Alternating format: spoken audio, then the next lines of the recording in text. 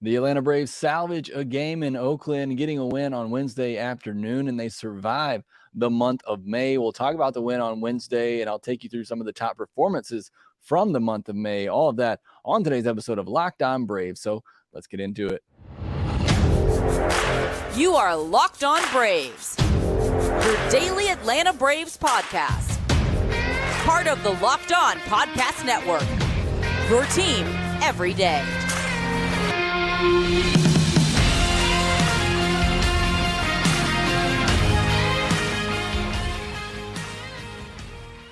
Hey, and welcome back to Locked On Braves, part of Locked On Sports Atlanta, where we cover your favorite Atlanta sports teams each and every day. I am your host, Jacob Mastriani. You can follow me on Twitter at shorts.ball. Also, make sure you check out my written work over at bravestoday.com. Make sure you follow the podcast on Twitter at LockedOn_Braves. Send in any questions, comments, or feedback that you have for the podcast. We'll have our mailbag episode on Friday, so be looking for my tweet from the podcast Twitter account, LockedOn_Braves, so you can submit your questions to be answered on that podcast. If you're new on YouTube, hit that subscribe button, hit that thumbs up button to help support the show. Appreciate all the support you give me and all of our everydayers out there. If you let me know you're an everydayer in the comment section on YouTube, I will get to those shout outs in Friday's episode. This episode in particular is brought to you by the Game Time app. Download the app now, create an account, and use code LOCKEDONMLB for $20 off your first purchase. Last minute tickets, lowest price guaranteed. On today's podcast, we'll be talking about the 4-2 win on Wednesday as the Braves avoid further embarrassment in Oakland, and they do get a win to salvage that series. So we'll discuss that, the performance by Jared Shuster, the mini breakout by the Braves offense, Ronald Acuna Jr. showing some really good signs that maybe a home run streak is coming. We'll talk about all of that. And then we're going to go through the month of May as we now turn the calendar to June. In our Through the League segment this week, we're going to take a look back at the month of May, the top performers for the Braves, the top performers league-wide. We'll go over that in our Through the League segment today and then set you up for the rest of the week. But let's start with the 4-2 win on Wednesday night. It was a Braves win. They're back in the win column. They are able to beat the Oakland Athletics. Another strong start from Jared Shuster, who's been really good since getting called back up. 5 1/3 innings, 3 hits, 4 walks, not great. 2 earned runs that he gave up in that 6th inning. 1 strikeout, only 68 pitches. A really weird, odd start for Jared Shuster on Wednesday afternoon. I thought maybe he was a little bit more wildly effective, but effective nonetheless. Only 3 whiffs on 27 swings. That's an 11% whiff rate. Would tell you not necessarily a dominant start, but you can see from the low pitch count, the Oakland Athletics were being highly aggressive against him. It felt like he was either a 1-2 pitch out, or it was a 4 or 5 pitch walk, was pretty much what we saw most of this outing for Jared Shuster. 84.7 mile per hour average exit velocity again, so a lot of soft contact. Now, I want to kind of take a step back and look at this start and break it down, taking in mind the opponent and the Oakland Athletics, not a very good team, even though they just took 2 out of 3 from the Braves.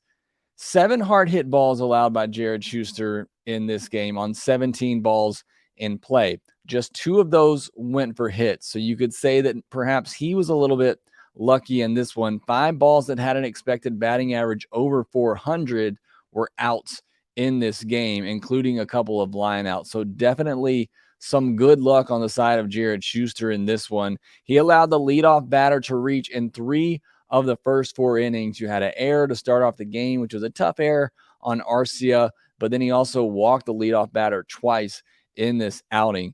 Got bailed out in a couple of those. They picked off Ruiz. They picked him off in all 3 games of this series. He got a double play in the 4th inning, and he worked himself out of a 2-on no-out jam in the 3rd inning against the top of the Oakland order. Got helped out a little bit as Ruiz tried to bunt with runners on 1st and 2nd and nobody out.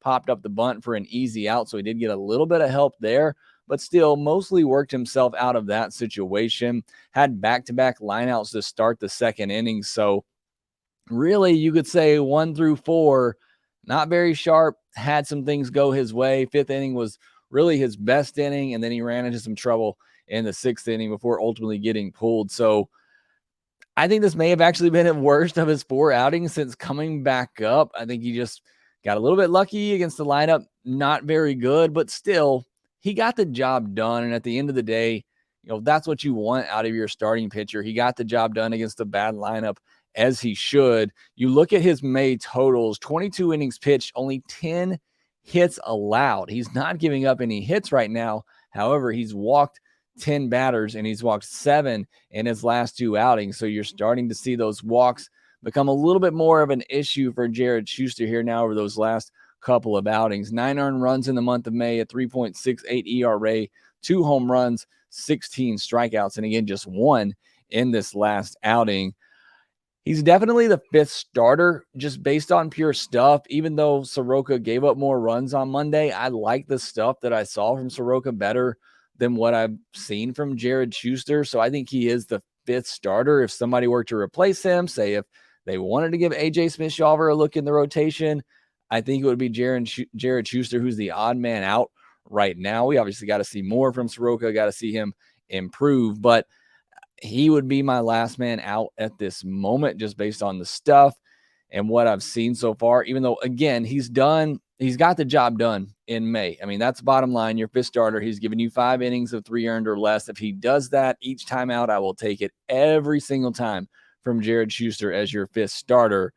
But, if he does start to have a little bit of regression, gets knocked around a little bit, he does start giving up a lot of hits in conjunction with those walks, then maybe you see AJ Smith-Shawver get an opportunity in the starting rotation. I'm not trying to get ahead of ourselves here. We haven't even seen AJ Smith-Shawver pitch in the big leagues.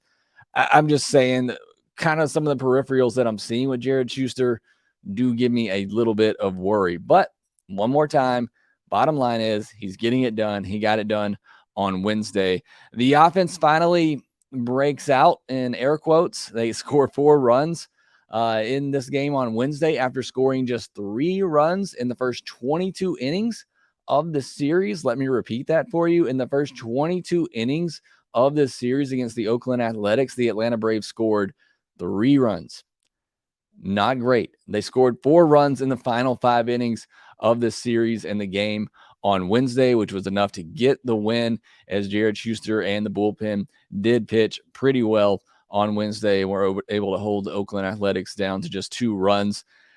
As far as the offense, it looked like more of the same of what we saw in the first 2 games early on. The first 7 batters were retired in order, and you thought, oh no, here we go again. 13 of the first 14 batters were retired in order, with just a single coming from Orlando Arcia, who had a big day. Then in the 5th inning, you saw Eddie Rosario get to a fastball up above the zone on an 0-2 pitch. He was able to pull it through the right side. And then Ozzie had a bad-looking swing on the first pitch of his at-bat in the 5th inning. It was a changeup down and in, swung over the top of it, looked really bad. Fought back in the account, got it to 2-1, fouled off a slider down, and then Caprilan tried to go with that slider again. This time got it down and in right in the same spot where that first pitch changeup was.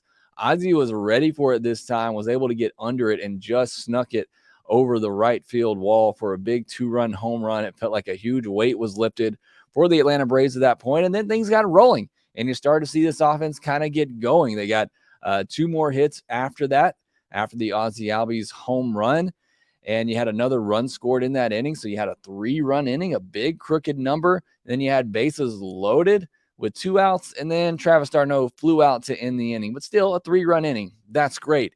And then you saw it continue in the 6th inning as the first 3 batters reached, and you scored a run. But then with runners on 2nd and 3rd, after Ronnie stole 2nd, there were a runner on the corners. Ronnie stole 2nd with a pretty hilarious slide into second base. If you haven't seen it, go back and check it out. And then Olsen strikes out on a 3-2 pitch above the zone. Should have been ball 4. Riley pops out, and then Travis d'Arnaud, again in a big spot, he grounds out. And that's part of the frustration we've seen with this team, getting runners in 2nd and 3rd with less than 2 outs and not being able to bring them home. You saw that again here, where it looked like maybe the offense was getting ready to break out and put the game away, and maybe we were going to get to see AJ Smith-Shawver, which is what I was rooting for, but it didn't happen, and they settled for just the 4 runs. They did have 14 hard hit balls in the game, just 5 of those were hit. So still a little bit of bad luck there. 4 lineouts in the game. So I thought it was a good sign still. You were seeing them continue to hit the ball hard each game in this series. They continue to make better contact. So hopefully that carries over into the series against Arizona.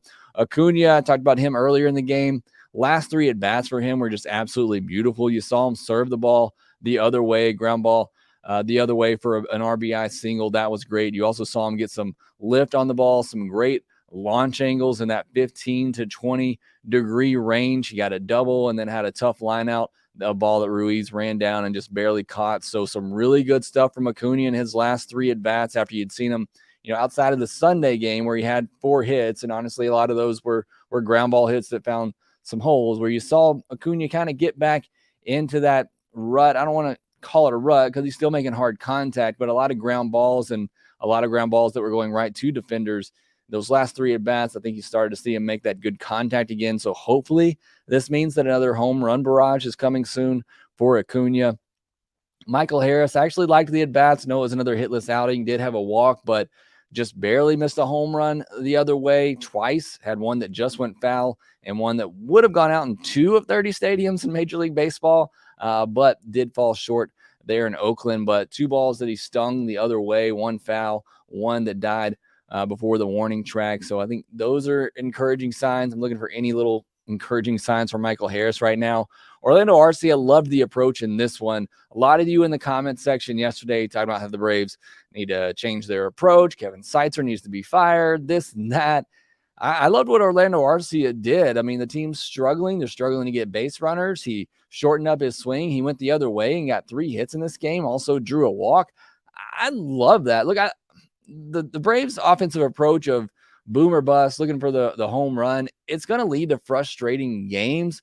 But overall, it's going to work. It's worked for the last 3-4 years now that they've been this type of offense. But it doesn't mean you still can't change your approach at times just to get a hit on the board, to get a base runner, especially with nobody on. And so I love that approach from Orlando Arcia on Wednesday. I thought that was great. And then the bullpen was stress-free. Jesse Chavez came in to get out of that jam in the 6th inning. Minter, Anderson, Iglesias, all with clean innings to finish out the game. Iglesias bouncing back from that rough outing on Tuesday. So love to see that. AJ Minter only threw 1 cutter in this outing, and it was perfectly placed down and away from a left-handed hitter. Went for an easy ground out. I've been preaching and saying over and over, gotta use that cutter less. Only use it in when you're up in the count, and use it out of the strike zone. If it's in the strike zone this season, and really last season too, it's getting hit hard. So get ahead with that fastball. Use that changeup to the righties as he did to get a strikeout in his last at bat, and then throw that cutter down and away from righties, down and into righties, down and away from lefties. To me, that's the combination for AJ Minter to have some success, and he did on Wednesday, and the Braves got the win. All right, next we're going to take a look back at the month of May. A tough schedule for the Braves, obviously a frustrating month overall, and see how they did in that one, and look at the league leaders as well through the month of May. Won't see too many Atlanta Braves players up there, but also I think you'll be surprised with how well a lot of the Braves hitters performed in the month of May. A lot of really good numbers out there. We'll talk about that next.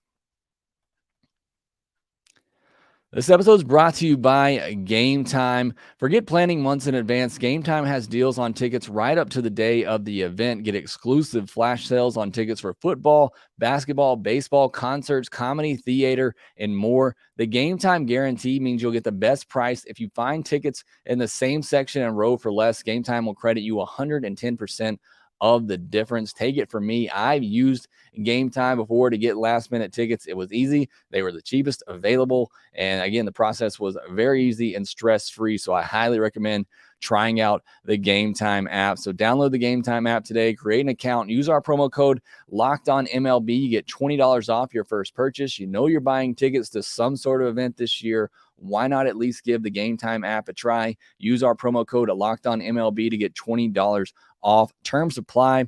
Again, create an account, redeem code LOCKEDONMLB for $20 off. Download the Game Time app today. Last minute tickets, lowest price guaranteed.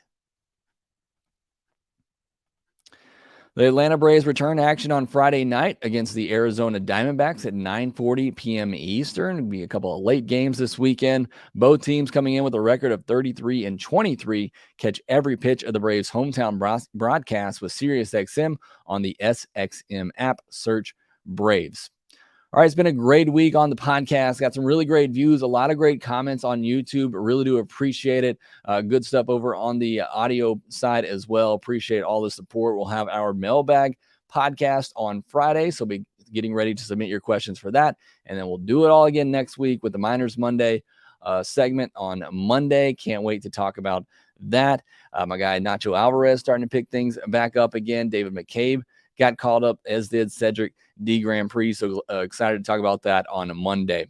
But this is our through Thursday through the league segment. And what I want to do this week is I'll give you the division standings, the power rankings, and then we're going to go back to the month of May, talk about the leaders for the Braves, how the Braves month went, and just league leaders overall. So we're going to quickly go through the standings here. The Braves still are at the top of the NL East. They're 4 games ahead of the Mets and the Marlins. You got the Rays, who are up 4 games on the Orioles in the AL East. The Twins up 2 games on the Tigers and 3.5 games on the Guardians. The Rangers up 3 games on the Astros.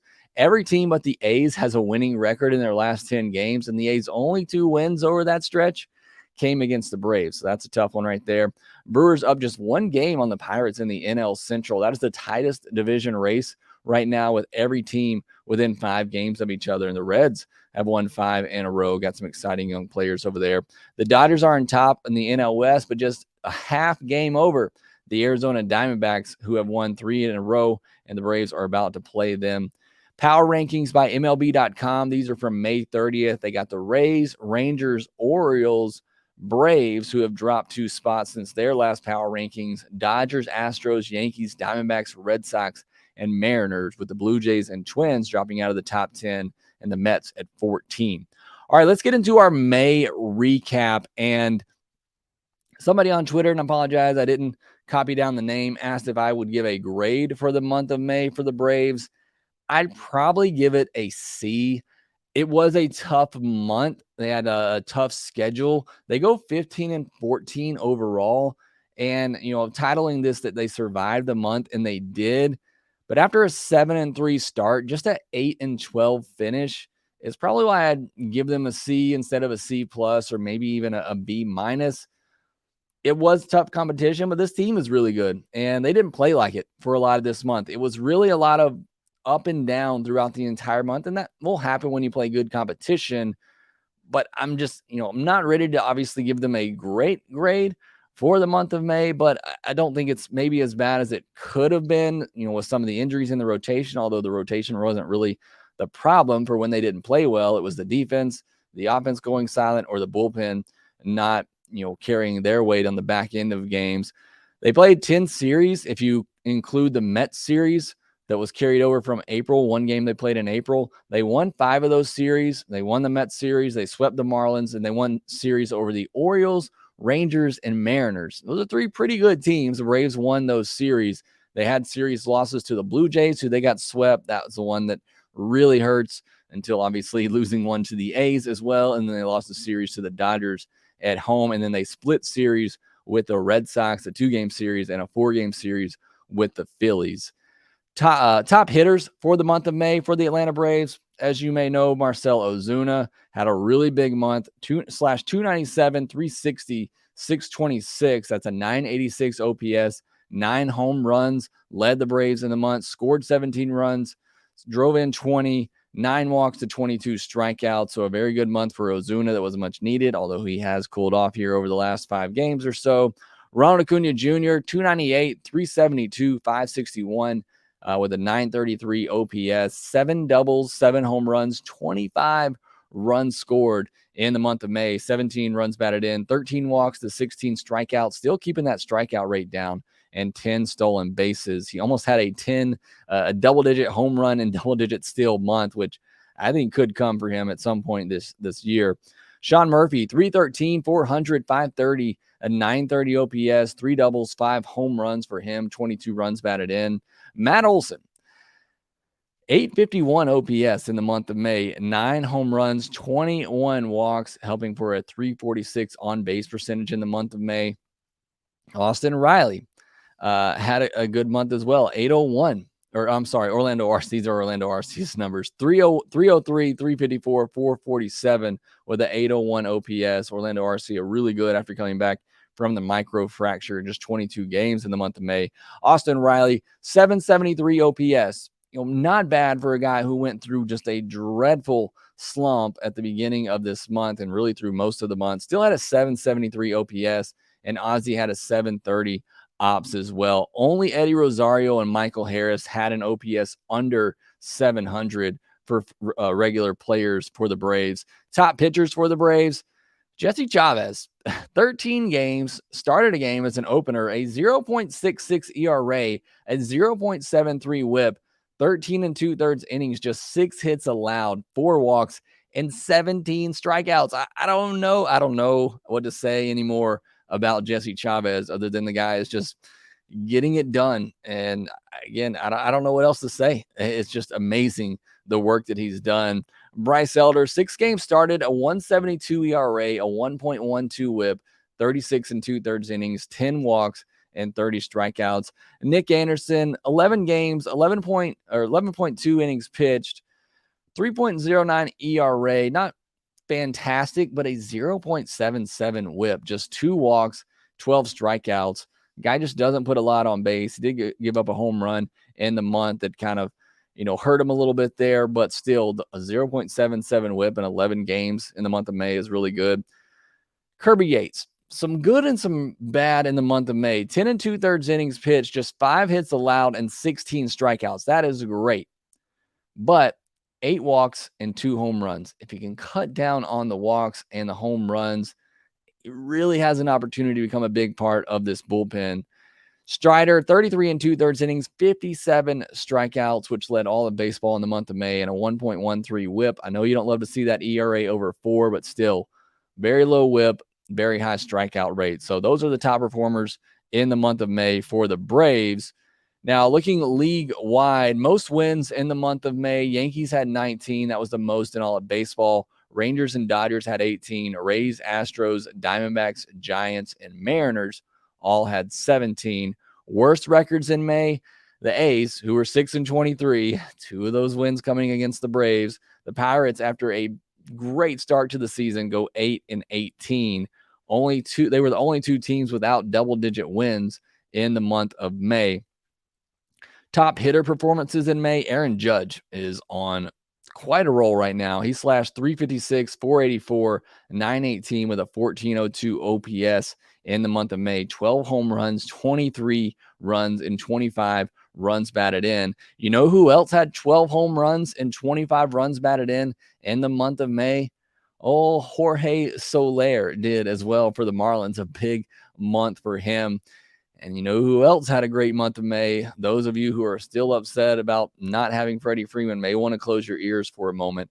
Freddie Freeman slashed 400, 462, 722, and 1184 ops, 17 doubles in the month of May. 6 home runs, 28 runs scored, 26 runs batted in, 12 walks, 19 strikeouts, and 4 stolen bases. Freddie Freeman is still a really, really good player. Lourdes Gurriel, who the Braves are about to face with the Diamondbacks, had a really good May. 356, 423, 736 slug with an 1159 ops and 8 home runs. Juan Soto's finally starting to settle in San Diego. 345 average, 495 on base percentage as he walked 25 times in the month of May. Also had 11 doubles and 5 home runs.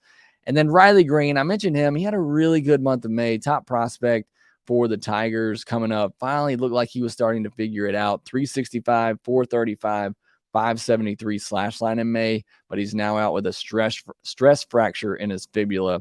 So hate to see that. Worst hitter performances in May, Jorge Mateo for the Orioles at 316 ops. Xander Bogaerts, 543 ops. Willy Adames, 546 ops. I mentioned those 3 guys specifically because they're all shortstops and shortstops that a lot of people thought the Braves should have got this past offseason. And, these guys could go on to have really good years. I still like Willie Adames and Bogarts, but tough month of May for all three of those shortstops. Matt Chapman, who was a player of the month in April, 551 ops in the month of May. James Outman, rookie of the year, front runner in April of 552 ops in May. And then Brandon Marsh, who had a fantastic start to the season for the Phillies, just a 571 ops in May.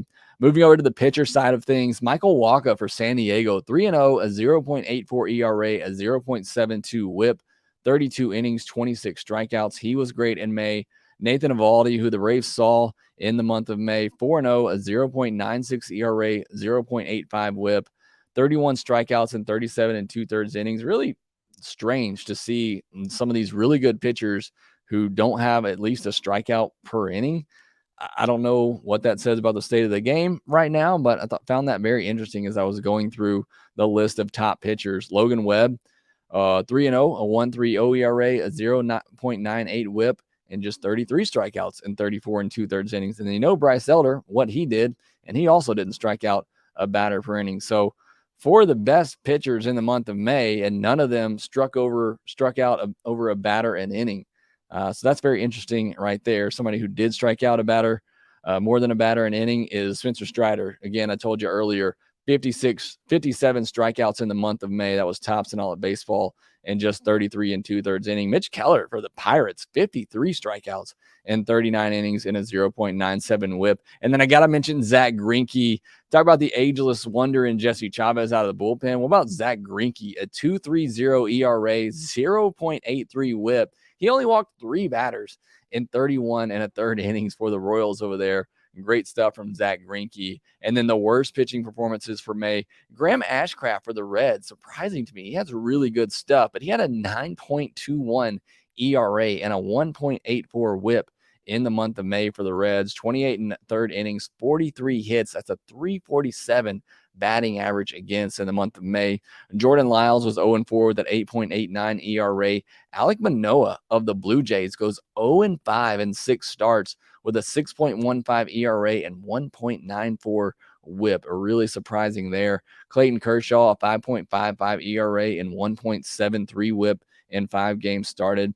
And then I was really surprised to see Charlie Morton. He had the 10th lowest whip among qualified starters at 1.55 and the 12th highest batting average against at 2.81 in the month of May. I know his last 2 starts, a little bit shaky, gave a lot of hits, a lot of walks as well.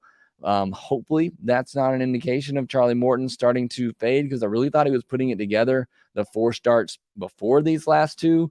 But not a great month of May for Charlie Morton when you look at the whip and you look at the average against. A lot of base runners for Charlie Morton, especially in those last couple starts in the month of May. All right, an off day on Thursday. Then we'll have our mailbag podcast on Friday. So make sure you get ready to submit those questions. It will be Charlie Morton on the mound Friday. We'll preview that more in Friday's episode.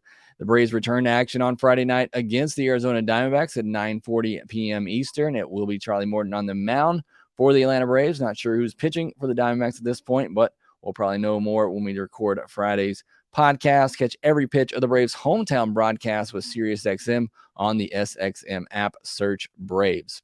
That will do it for this episode of Locked On Braves. Thank you so much for listening and making Locked On Braves your first listen of each and every day. If you're an everydayer out there, let me know down in the comment section below. Make sure that you follow us on Twitter at LockedOn_Braves. Make sure you follow me at Shortstop Ball. Make sure that you rate, review, and subscribe to the Locked On Braves podcast wherever you get your podcast, and we will talk to you next time.